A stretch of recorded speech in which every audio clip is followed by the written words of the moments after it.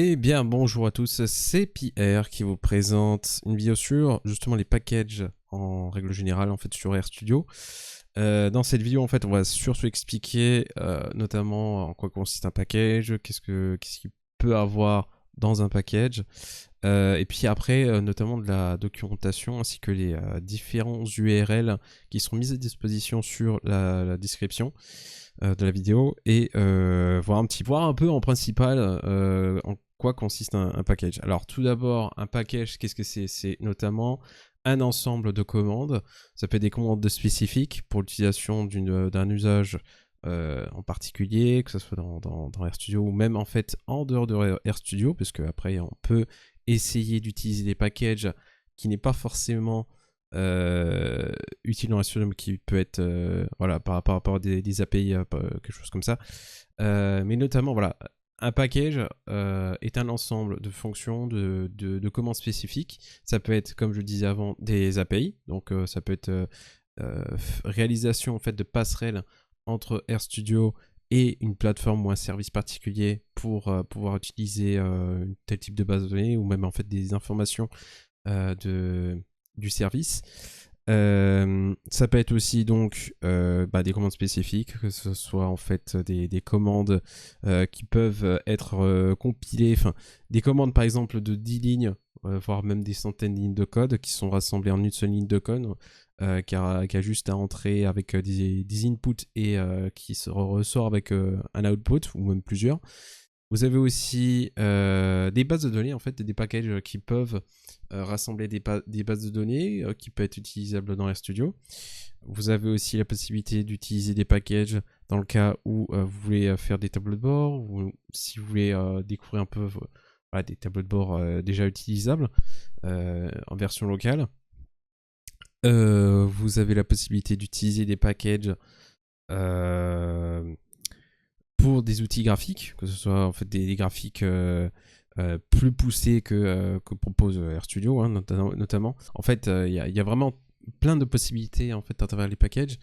Ça peut être voilà, des utilisations un petit peu plus poussées sur le machine learning ou le deep learning, des packages qui sont utilisables en fonction des domaines de recherche, que ce soit la médecine, que ce soit en fait la géologie, enfin tout un tas de domaines assez particuliers. Les packages, vous pouvez donc les consulter comme j'avais présenté ça dans la vidéo d'installation et de découverte de RStudio. Vous avez toute une liste, bon alors, il y a déjà toute une liste que j'avais déjà téléchargée déjà avant ça, parce que là je suis en train de préparer aussi une étude, voilà, une étude normale sur une base de données de Kaggle, que je présenterai ça plus tard. Mais vous avez notamment des packages de base. Une fois que vous avez installé pour la première fois RStudio, ils sont plutôt vers la fin. Voilà, des systèmes librairies qui recensent plutôt des packages de base en fait que RStudio a déjà installé dans la première installation. Et vous avez toute une autre liste que vous pouvez installer à travers donc l'installation dans le répertoire CRAN. Il suffit justement de mentionner en fait le nom du package concerné qu'on veut installer, et aussi en fait bon, par défaut en fait ça va s'installer dans l'AppData, donc dans les fichiers qui ne sont pas visibles dans un premier temps dans les systèmes d'exploitation de Windows par exemple. Et du coup vous pouvez aussi modifier l'installation en fait un dossier d'installation du package. Alors notamment en fait c'est dans le cas où si je veux créer par exemple alors c'est pas tout le temps le cas hein, mais si on veut procéder comme ça, on peut définir, si on veut créer un nouveau projet par exemple, on va créer un nouveau projet concernant l'utilisation de base sur les packages. On peut soit, s'il y a déjà un dossier existant, donc de toute façon je ferai une vidéo là-dessus aussi naturellement, mais soit il y a déjà un dossier existant dans le système d'exploitation, ou bien on peut définir un nouveau dossier. Donc après, de toute façon, il y a différentes possibilités en fonction du projet, que ce soit un package ou une application Shiny ou Quarto. Voilà, d'autres possibilités en fait par rapport au projet pour un petit peu définir déjà dans un premier temps le projet. Mais dans le cas là, on va juste créer un dossier de découverte, on va dire, de package. Donc, découverte package, ouais, truc comme ça. Donc, définir en fait un nom du dossier, en fait, du projet, et notamment de le mettre dans l'exploitation de dossier. Donc, pour mon cas, je l'ai mis dans un dossier assez...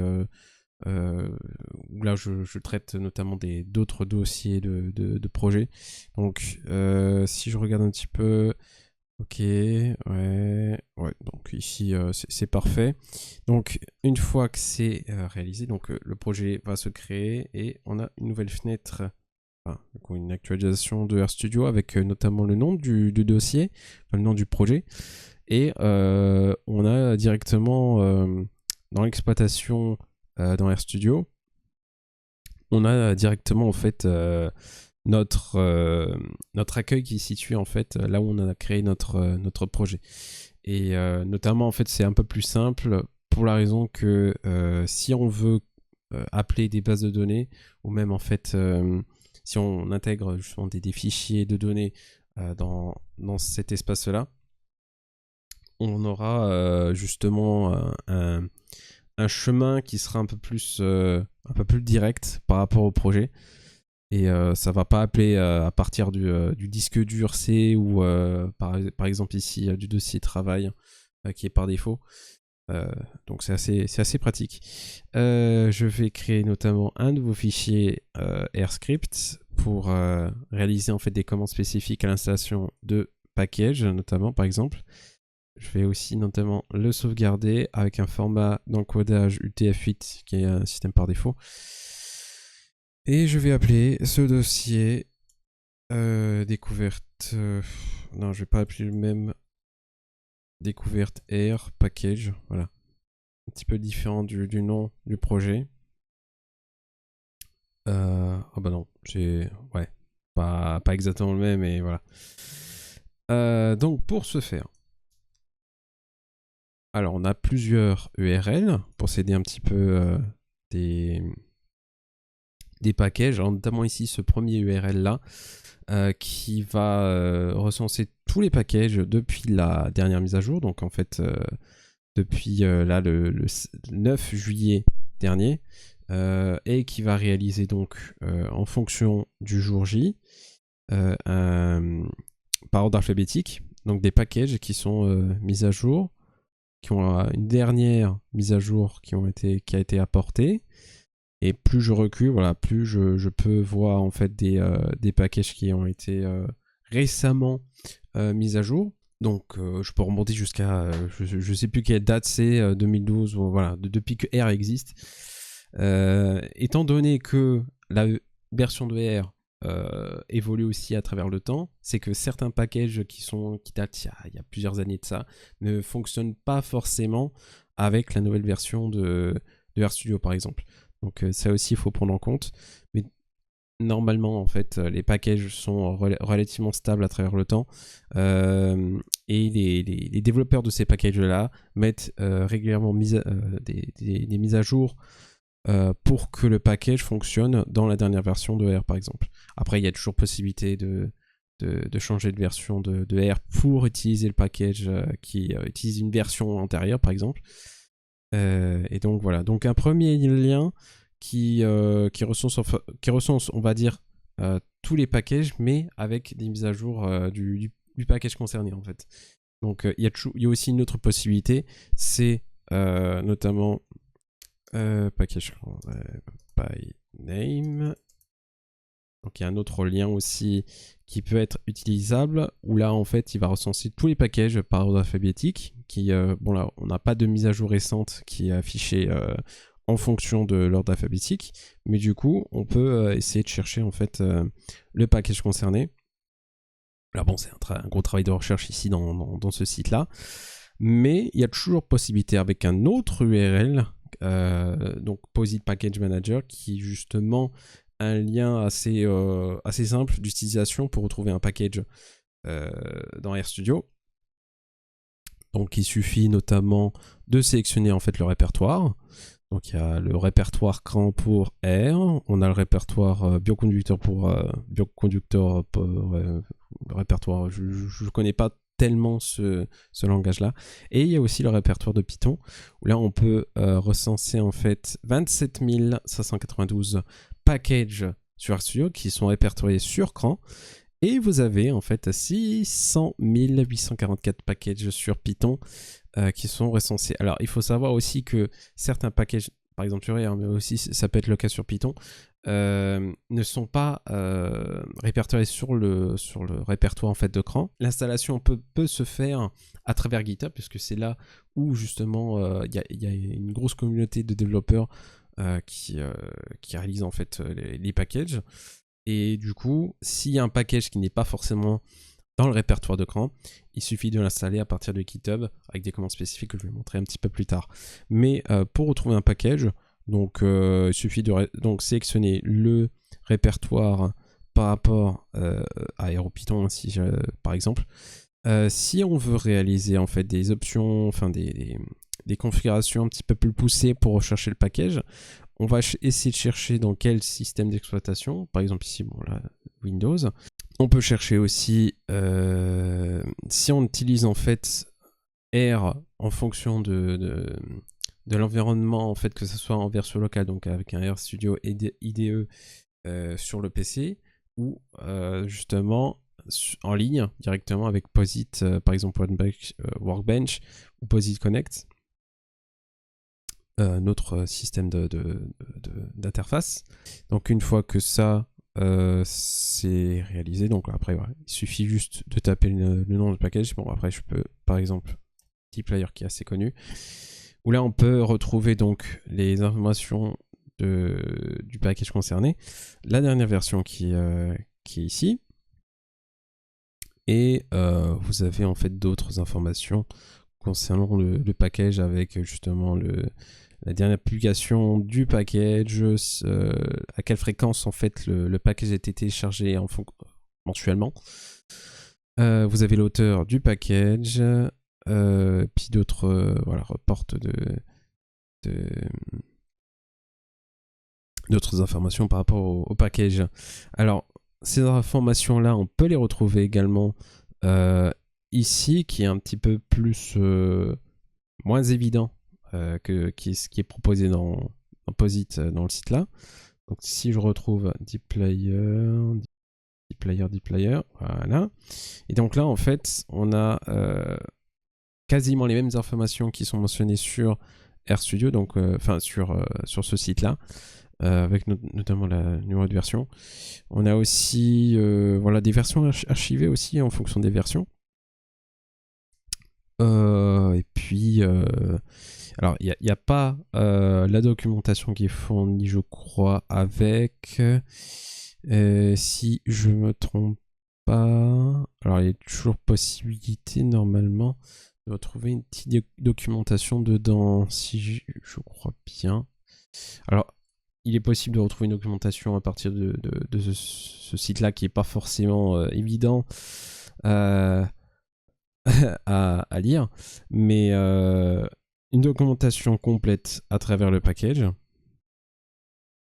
Donc savoir le package ainsi que d'autres informations le concernant, mais aussi en fait les commandes qui sont dans ce package là en fait. Et chaque commande est détaillée avec des informations concernant les inputs à réaliser, les outputs qui sont à peu près fournis derrière, et des exemples pour montrer un petit peu à quoi sert notamment la commande utilisée. Donc toute une documentation complète vis-à-vis du package par exemple, et vous avez aussi la possibilité d'avoir des vignettes qui est un peu plus détaillée derrière, où là en fait on va vraiment recenser toutes les commandes et comment utiliser le package en soi. Voilà un petit peu pour ces informations là. Alors il y a aussi une autre possibilité à travers ce site là, qui est un site pas vraiment officiel, mais qui va qui à travers une petite communauté va réaliser des posts concernant justement les packages. Bon là, étant donné que le dernier post date de l'an dernier au mois de mai, où il n'y a pas forcément de posts depuis, mais des posts intéressants où vous pouvez retrouver des packages qui ont été réalisés des dernières sorties des packages à travers ce mois-ci, par exemple. Et vous avez des mentions pour dire voilà à quoi sert exactement ce package. Vraiment un petit top 50 par exemple ici pour ce post-là, enfin un top 40 de ces nouveaux packages à travers les nouvelles mises à jour, mais aussi vous avez la possibilité de, donc à travers les catégories, donc vous pouvez voir quel post a été rendu disponible à travers cette catégorie-là, par exemple, pour la machine learning ou la médecine, hein, par exemple. Donc voilà. Donc, assez utile pour avoir d'autres informations sur l'utilisation des packages en soi, par exemple. Et notamment ici, qui est un petit peu plus brut. Alors, il est mieux de passer par Posit Manager pour retrouver un petit peu déjà les packages qui sont archivés, quelle version utiliser ou sur quelle version R en fait c'est plus pertinent d'utiliser le package en soi par exemple. Donc je vais pas trop faire non plus d'informations sur ce site-là par exemple. Bon, après il y a toujours la possibilité d'aller sur les packages et voir en fait les dernières versions qui sont sorties. Donc là en fait c'est ce que j'avais un petit peu montré avant avec justement par date de publication, en fait, de dernière mise à jour entre guillemets. Donc du dernière mise à jour réalisée aujourd'hui même par exemple, ou bien par nom. Donc ici, on peut aussi télécharger en fonction du domaine auquel on réalise nos travaux, par exemple. On peut télécharger en fait tous les packages qui vont être utilisés en fonction de ce domaine-là, par exemple. Si je veux télécharger par exemple côté database, il suffit de voir en fait quel package est mentionné dans ce thème-là. Et si je réalise donc une installation, parce que en réalisant ces commandes-là, ça va m'installer automatiquement en fait, ça va m'installer avec ces commandes-là, ça va m'installer en fait tous les packages qui sera concerné par rapport au thème choisi. Donc je vais juste tac. Je vais modifier pour que ça soit database. Là. D'accord. Donc, database. Ok. Faut pas trop faire de fautes non plus. Je vais essayer de copier ça pour les mettre dans les autres commandes. Donc en fait, le package CTV va télécharger en fait l'ensemble des packages qui va être qui sera par rapport au thème choisi. Donc je vais réaliser l'installation par exemple. Je vais pas restart le logiciel. Donc là, il m'a installé le package. Donc soit on peut réaliser donc si je regarde bien, il est bien installé CTV. Voilà, il est là, Grand Task View. Soit pour utiliser en fait des commandes du package qu'on veut utiliser, soit on réalise en fait un début avec le package, avec justement le nom du package et double de petits points par exemple, et ensuite la commande qu'on veut utiliser par rapport à ce package-là. Il est possible aussi d'utiliser ouais, c'est bon. Il est possible d'utiliser library majuscule pour appeler le package CTV par exemple, puisque là quand on regarde un petit peu les packages, il n'y a pas de case qui était cochée. Une fois que la case est cochée, alors je ne sais pas s'il y a une case qui est cochée, alors c'est plutôt dans les systèmes, voilà. Les packages de base du système dans RStudio en fait, il va déjà appeler une fois qu'on lance par exemple RStudio, il va appeler déjà des packages de base pour l'utilisation dans la foulée. Si on veut appeler un package derrière, donc soit on fait la library avec le nom du package, on entre, ça va appeler directement le package concerné. Donc là, si je remonte jusqu'à CTV, normalement il va être coché. Et il est coché. Soit il est possible de chercher le package concerné dans cet onglet-là.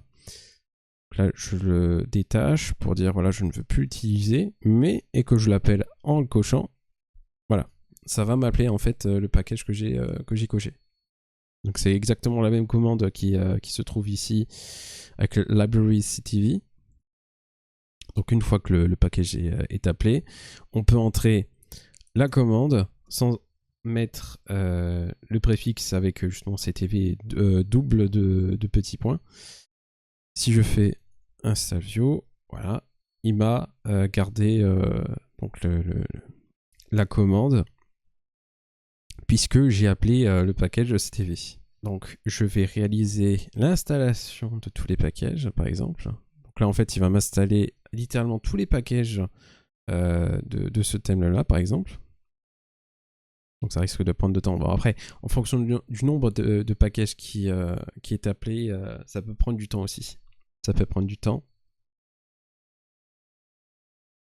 Mais voilà, en fonction du domaine concerné derrière, il y a juste à appeler en fait le nom du domaine et ça va m'installer en fait littéralement tous les packages voilà, en fonction de la gestion de données.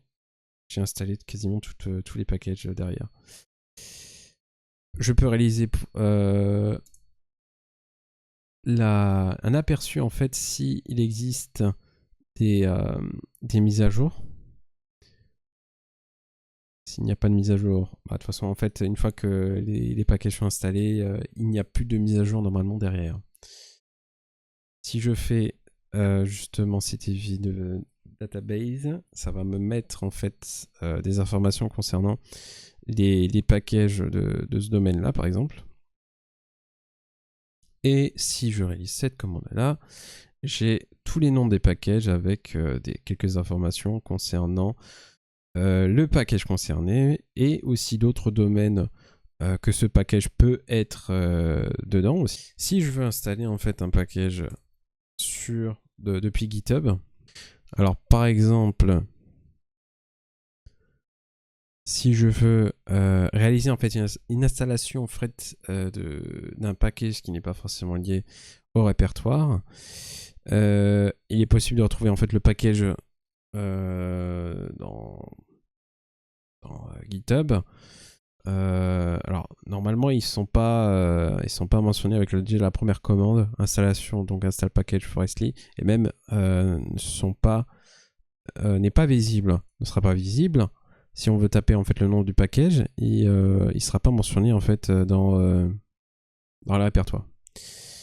Alors pour ce faire, soit on peut installer en fait le package remote. Alors on va réaliser ça. On va copier cette commande-là. Si vraiment il n'y a pas de possibilité à travers le répertoire, hein.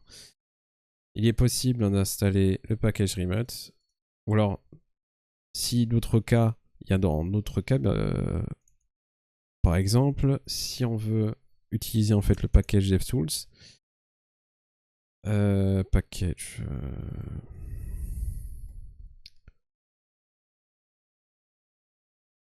Non, pas de majuscule. Voilà.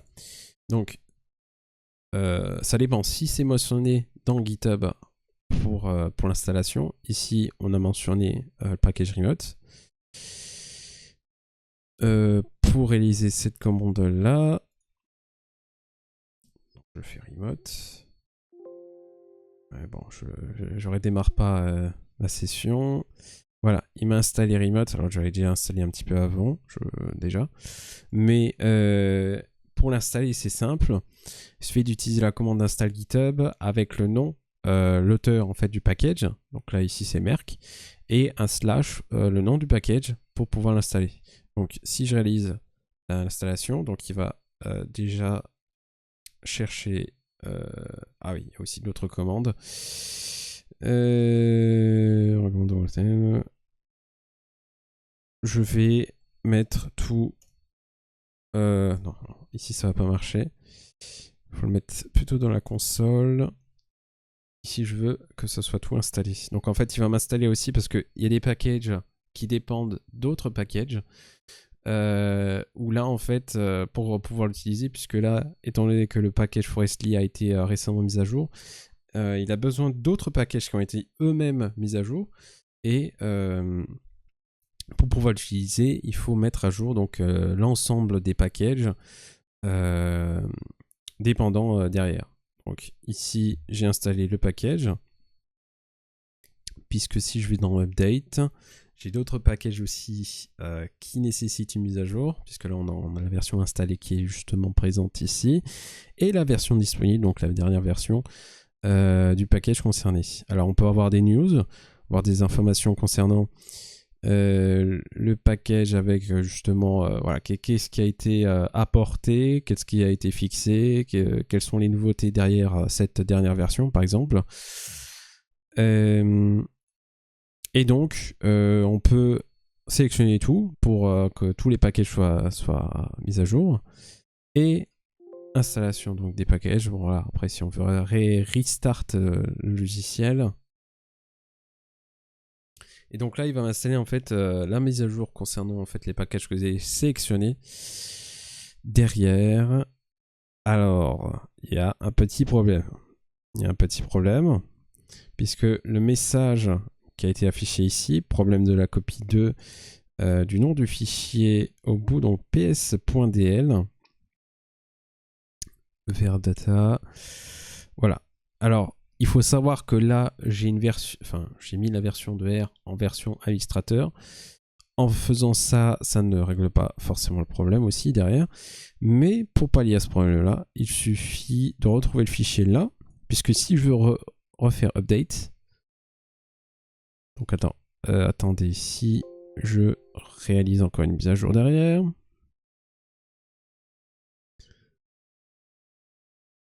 Donc le package PS, il ne réalise pas la mise à jour. Il ne réalise pas la mise à jour. C'est juste le package est là.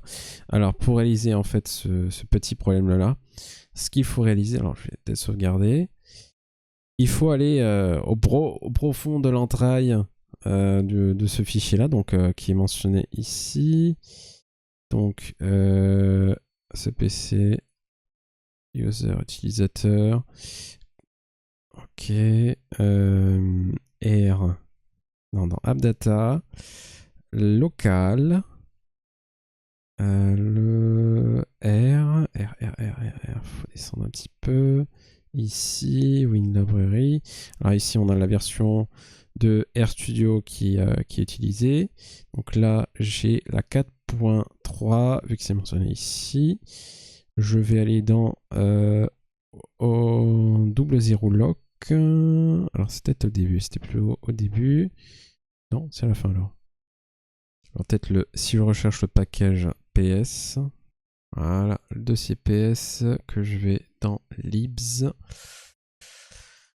Et voilà, donc là en fait, je peux pas le supprimer puisque il y a R qui est déjà lancé, donc je suis obligé de fermer R.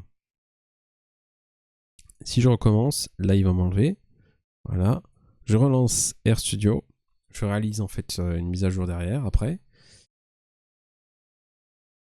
Donc si je fais update, que je resélectionne tout, il ne devrait plus avoir ce message, puisque là il va me recréer le fichier PS, donc PSDL, DLL. Et donc là, voilà, j'ai plus le message qui est affiché derrière. Et là, si je refais update, bon, il y a la mise à jour qui a été apportée pour le package PS, mais il y a les autres qui ne sont pas mises à jour. Voilà un petit peu pour la mise à jour des packages Alors, si on veut aussi chercher un petit peu de documentation sur le package concerné, hein, depuis R, hein, il est possible, par exemple, je vais reprendre l'exemple de dplyr. Donc là, en fait, j'ai cliqué sur le package. Alors, de toute façon, il est toujours possible aussi de retrouver avec... Voilà, il suffit juste de cliquer sur le package et ça va me donner en fait des informations utiles concernant son utilisation. Et du coup, si je veux cliquer sur une commande spécifique, par exemple, je vais cliquer sur Count, ça va aussi me donner en fait des informations concernant la commande, ainsi que ce qu'on peut rentrer dans l'input, une description en fait de la commande utilisée, ainsi que des exemples derrière. Donc vraiment une documentation fournie derrière sur l'interface, une fois que l'installation du package a été réalisée, puisque on peut l'utiliser sans avoir internet. Donc en version locale, il est possible d'avoir de la documentation bon, qui n'est pas forcément fournie bien que ce qui est mentionné sur internet, puisqu'avec les forums de Stack and Flow, même avec ChatGPT hein, par exemple. Mais assez pratique. Et donc voilà.